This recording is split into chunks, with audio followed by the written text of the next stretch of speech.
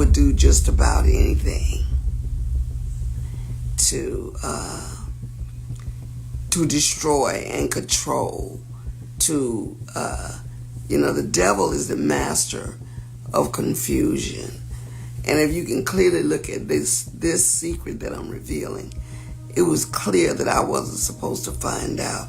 And over 25 years has passed, and I found out. That's how long it took me to find out that there was a whole process and brigade of letters, and let's calculate this move so that she will never, ever rise above. I mean, to the day, I have not received not one platinum or gold record that I had written for those projects, because along with all of that came, we don't need her to have anything to prove that she did anything. Y'all, it's looking like there's way more to Angie Stone's heartbreaking car crash than we ever imagined, because apparently the police just slipped up and let out some jaw-dropping proof that the whole thing was planned. Folks online had already been whispering about how certain details surrounding Angie's tragic passing didn't quite add up. But it wasn't until some super shady footage started circulating on TikTok that people really began asking serious questions. Like, why was Angie the only one who lost her life in that crash?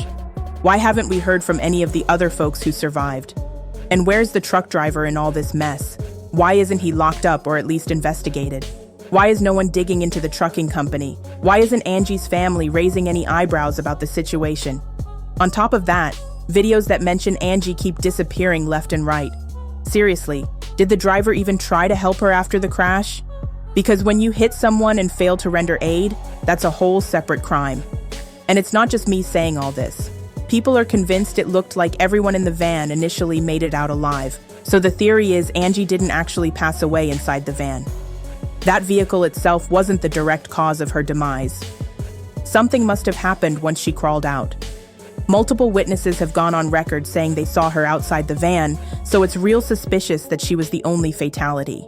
Seemed out of it, and I was holding her hand and she was wobbling around, and I said, "Baby, you got to sit down." And then the next thing I know, I flew and I fell down to the ground, and it felt like something not ran over me but brushed over me. Like something just swiped over my body, and I got up and I could hear screaming. Now folks are out here wondering if law enforcement is running a gigantic cover-up to shield whoever truly ended Angie's life. The more you pull at these threads, the shadier it gets. And believe me, we're about to break down every last detail. Now, for anyone who knows me, you already know I'm a hard worker. I put in the time and energy, and I really try not to cancel any shows unless I absolutely have to, like if it's a situation out of my control or some emergency with health or worse. Otherwise, I don't miss my dates. That's just who I am. Anyway, we've all heard the official story of how the legendary Angie Stone passed on March 1st, 2025. According to that version, Angie and her crew were heading back from a Mardi Gras concert in Alabama in a Sprinter. They were apparently filming a new project, but decided to take a break. While driving on Interstate 65, their Sprinter overturned.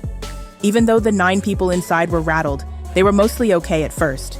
But before they could exit or call 911, a semi-trailer allegedly slammed right into them, causing the fatal collision. Angie, at 63, was the only casualty. People seemed to accept that explanation initially, but then the internet started connecting the dots. In one of her final IG posts, Angie dropped this eerie message. She said she discovered something that had been in the dark too long.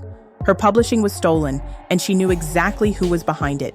She warned them not to get it twisted because she was coming for everything they took from her. She even referenced Jamie Foxx's famous "what had happened was" comment and hinted she was about to share her own testimony. She wrapped it up, telling fans to stay tuned, basically letting folks know the truth was about to come spilling out.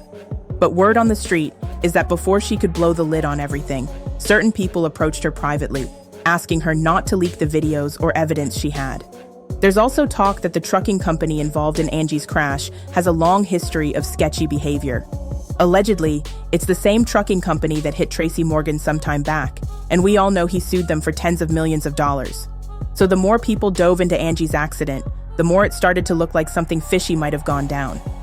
It's been weeks since Angie's tragic passing, and there's still no investigation, no arrest, no mugshots, no real updates, nothing. It feels like she died, and nobody's out here pressing for answers. Or maybe someone is trying real hard to keep all that info buried. How else do you explain the timing? Angie was about to air out big players in the industry, including UMG and even Clive Davis. And next thing you know, this accident happens. Coincidence? Come on now. But y'all ain't even heard the wildest part yet. A witness came forward, claiming to have seen the entire incident happen in real time.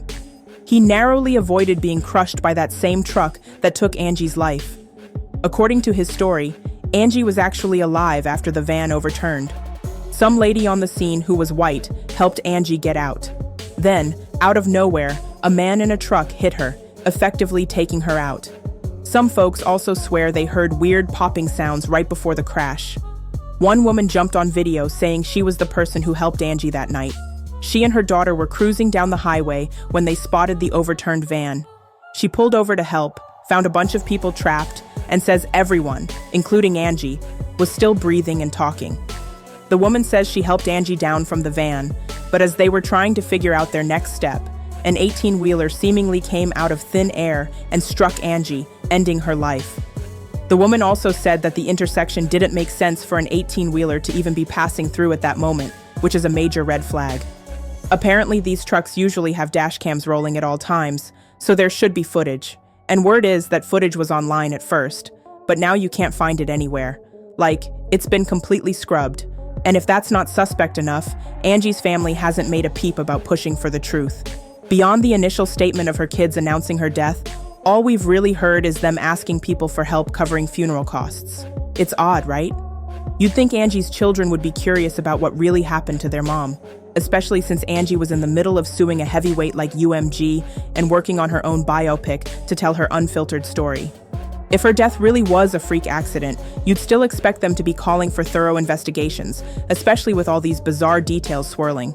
Unless, of course, and you didn't hear this from me, the rumors are true that her kids did ask questions, and they were told in no uncertain terms to keep their mouths shut or face serious consequences themselves. And look, we've seen shady stuff like this before with iconic Black artists who end up gone under mysterious circumstances. Whitney Houston and her daughter Bobby Christina Brown come to mind. Bobby passed not too long after Whitney, and there were all kinds of red flags there too. Initially, the autopsy showed nothing alarming, but then a second autopsy came back saying there were substances in her system. People have speculated that Bobby was silenced because she wouldn't accept the official story about her mom. Asking too many questions about a huge star's passing can apparently put a target on your back. Could be that Angie's kids decided it wasn't worth the risk. Speaking of Whitney, a ton of folks can't help but see parallels between her and Angie. A talented Black singer discovered by a major label who experiences scandal after scandal, then starts talking about exposing her label, only to die mysteriously. The same pattern repeats with Kim Porter, Aaliyah, Lisa Left Eye Lopes, and now Angie Stone. With Whitney, they pinned it on drugs, but rumors say her own circle, and especially her label, made sure those drugs were always right there within reach, practically setting her up for failure. Once she threatened to speak her truth, they saw her as a liability. Next thing we knew, the narrative was that she OD'd in a hotel tub. But multiple people close to her insist she had bruises and injuries on her body that didn't fit the story they told us. Aaliyah and Kim Porter? Both were involved with men who had a ton of power, and as soon as they wanted to tell the world their stories, they died in bizarre ways. A random plane crash for Aaliyah. A sudden pneumonia for Kim that made no sense. And then you have Left Eye, who had her own beef with Clive Davis and was rumored to be working on a documentary about all the injustices she and her group members faced. She died in broad daylight in a car crash that was so nasty you'd think she was speeding at 120 miles per hour down an empty highway, but she wasn't. No drinking, no sleeping at the wheel, just a normal drive in the middle of the day. Put all of that into perspective, and Angie's accident becomes even sketchier. especially because Angie wasn't a stranger to controversy in her career. Most of her drama involved her on-again, off-again relationship with D'Angelo. Angie had a significant creative impact on him. She wrote some of his tracks and helped shape the brown sugar and voodoo eras. But after things went south, she claims she got blacklisted. Word is that D'Angelo's people spread rumors she was the one who introduced him to his vices, damaging his life and career, which then messed up her own career because suddenly promoters didn't want to book her. She said that was a rough time, fighting tooth and nail just to maintain a space in the industry. Thing is, Angie's contribution to neo-soul and R&B was massive, even if she never got the full props. That's why in her last few weeks, she was going all out against UMG on social media, accusing them of pocketing her royalties for years. She also blamed her management for missing out on acting gigs and opportunities, which let the label swoop in and rob her blind. As if all that wasn't enough, Angie went on record saying she felt spiritually attacked shortly before her death. She caught a mysterious blood infection and had to spend time in the ICU, barely able to breathe, and she believed something more sinister was at play. She told that story during a live broadcast, choking back tears, convinced it was a spiritual assault on her life.